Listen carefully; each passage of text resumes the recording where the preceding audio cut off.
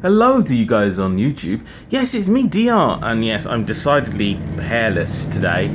It was really warm, so I decided to shave off the hair and go with the bald look.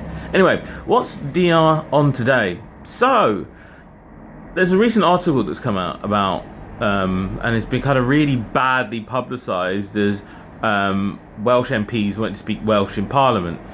And actually, what it's about is Welsh MPs want to speak Welsh in what's called the Welsh Grand Committee. So, what's a Grand Committee, you might ask? Well, in the UK, in the United Kingdom, there's 4 Grand Committees.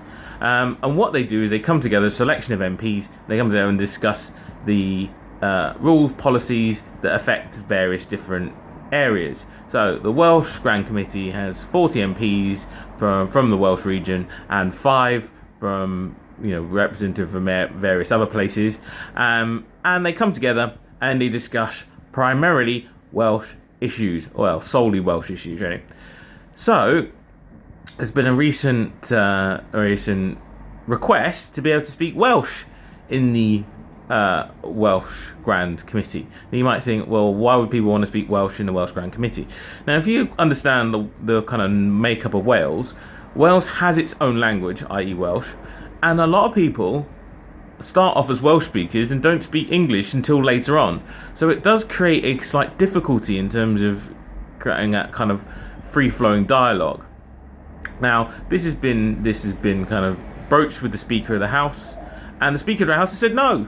He said it would cost too much to be able to do that, to be able to transition to speaking Welsh in the Welsh Grand Assembly. I'm not entirely sure of the finances either or, but in my opinion, I think you kind of start setting precedents.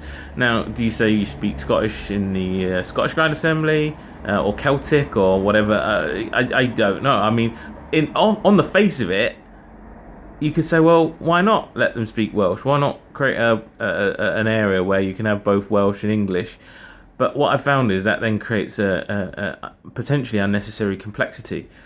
Maybe it's me being an English speaker, I kind of always default back to the fact that, English is my default language, therefore maybe it's other people's. Maybe that's a bias in my regard. Anyway, you guys write in the comments, tell me what you think down there. Tell me if you think a Welsh Assembly should be able to speak both Welsh and English, or it should be restricted to English as it is at the moment.